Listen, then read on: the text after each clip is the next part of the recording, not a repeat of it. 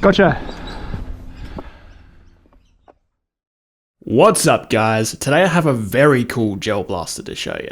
This is the Vietnam era M16A1 replica from the well-known airsoft company Cyma. Because of the 30 round magazine instead of an earlier 20 rounder, you can actually date this replica to post 1971. This blaster was kindly sent to me by the Australian retailer iHobby. Use the link down below to get a discount off this blaster and also to support my channel. The Cyma M16A1 is a very faithful replica. It has a plastic triangular handguard just like the real thing. Same with the buttstock and the grip also being made of plastic. The entire rest of the blaster is made of metal and overall it has some nice weight to it at 2.5 kilograms. And something you can't truly appreciate until you're actually holding this in your hands is the overall length of the blaster.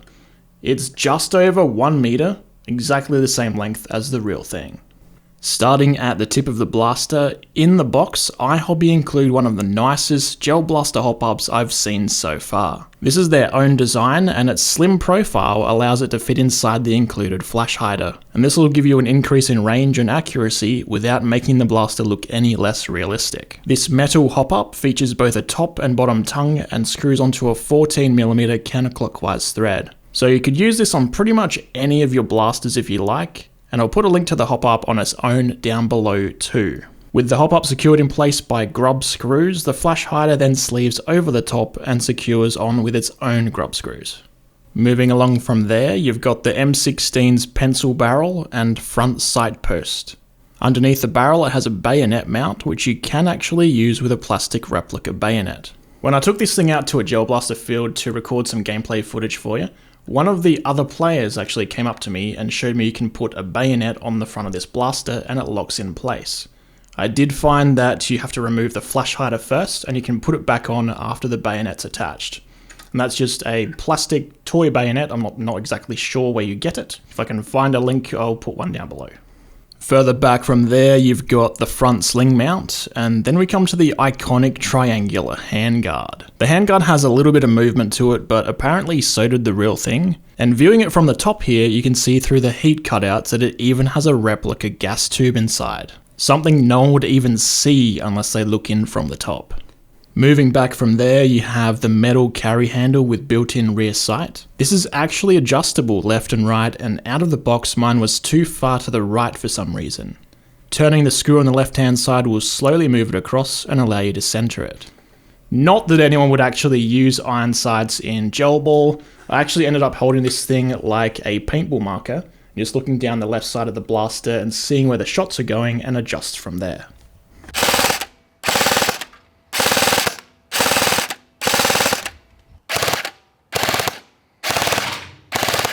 Moving down from the carry handle, we have the receiver. Both upper and lower are made of metal, and I would have liked to see the bolt release be functional, but I've only ever seen a couple of gel blasters do that.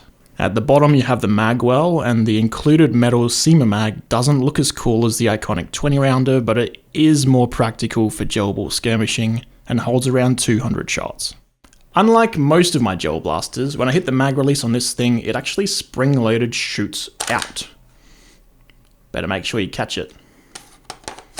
But this makes swapping mags very quick and easy. Just don't accidentally drop your mag if you're used to tight fitting ones that you have to pull out by hand. With your mag inserted, pulling the charging handle will run the motor in the mag to prime your gels.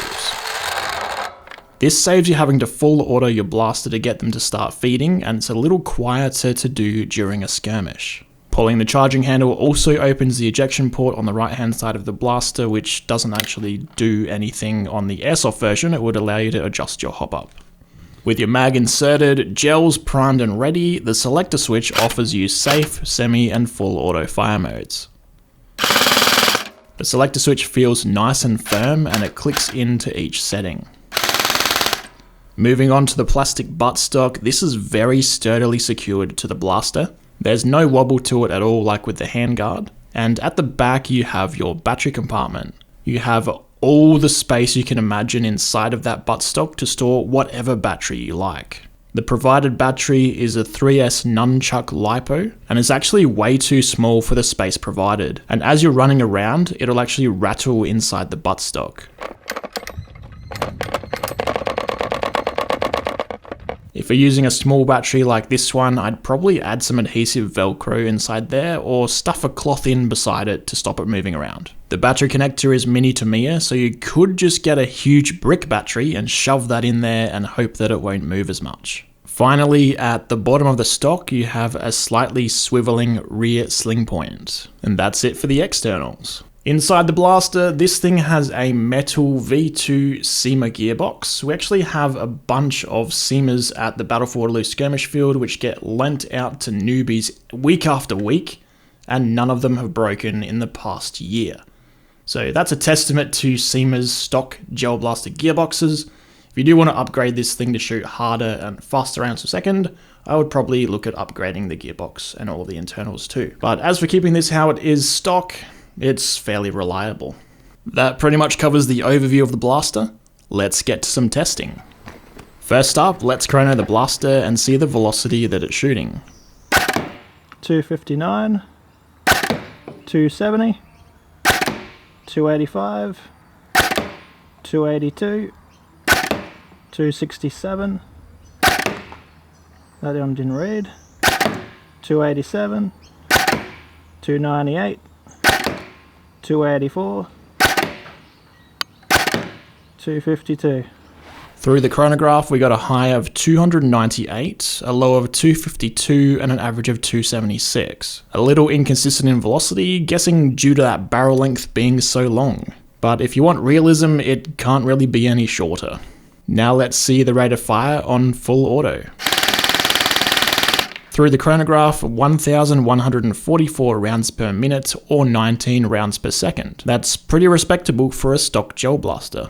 Finally, let's shoot this thing at a target 30 meters away and see just how accurate it is with the included iHobby metal hop-up, which sleeves nicely inside the flash hider.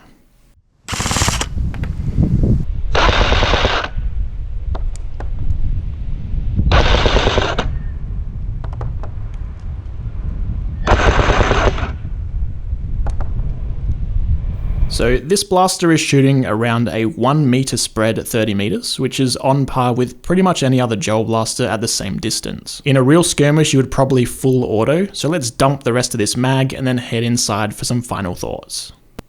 Now in an actual skirmish, you'd probably just be full autoing, so let's see what kind of grouping we get on full auto.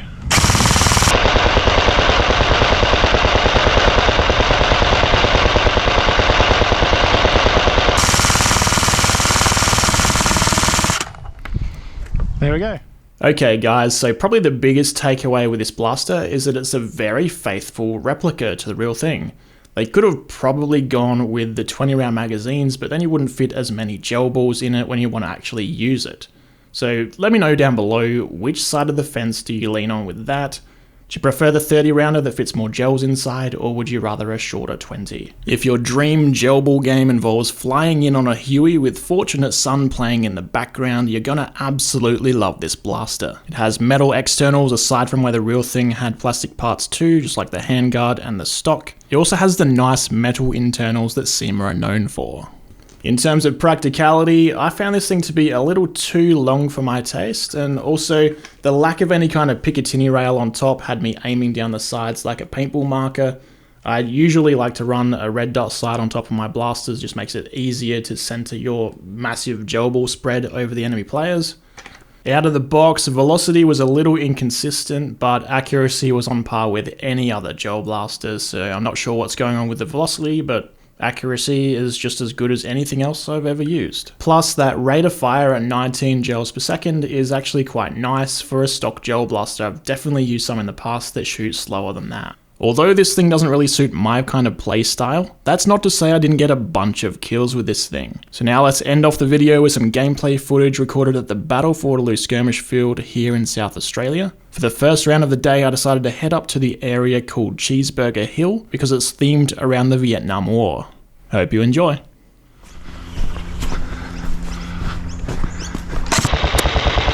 Holy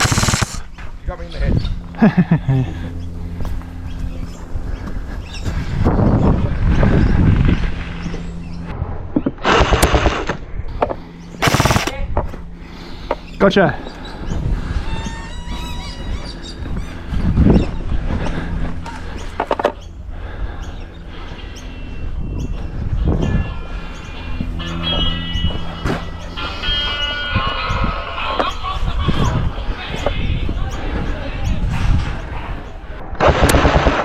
Hit again.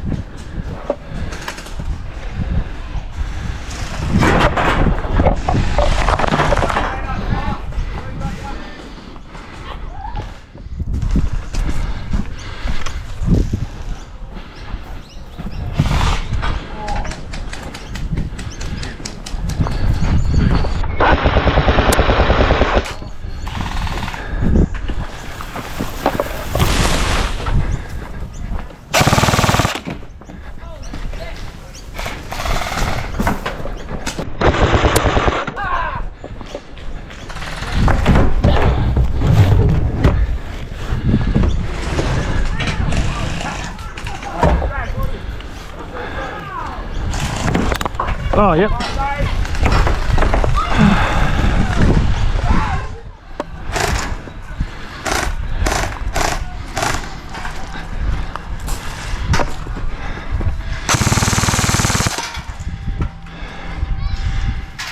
Next barricade over.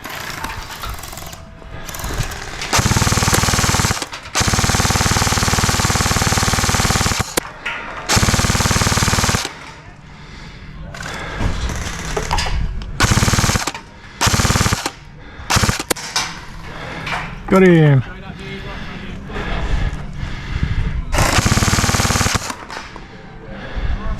Reloading.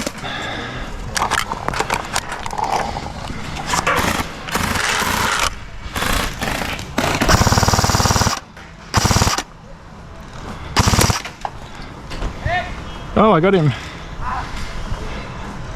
always like that, isn't it? Oh wait, I actually got that guy. When they put their hand up. Now that I've been over here a while, I'm going to move to the left. They won't expect me to move.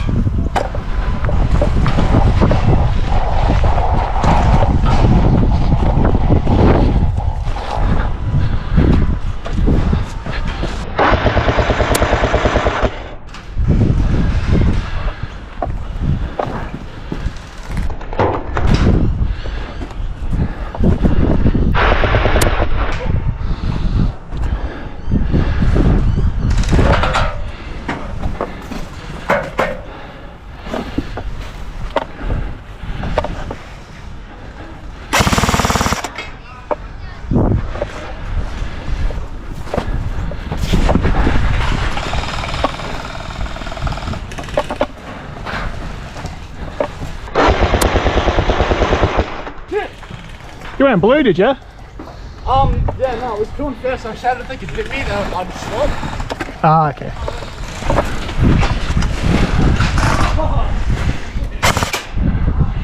Oh, you got him first.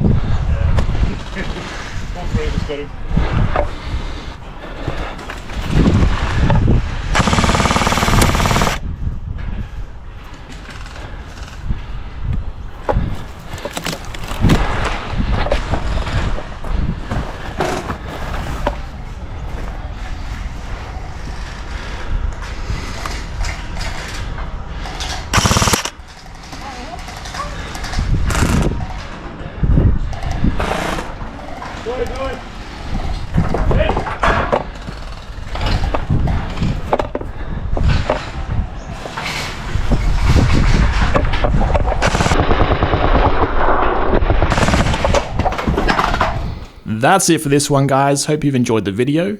Click on my profile icon to sub to the channel, and here's 2 other videos you might enjoy. As always, thanks for watching, and I'll see you on the next one.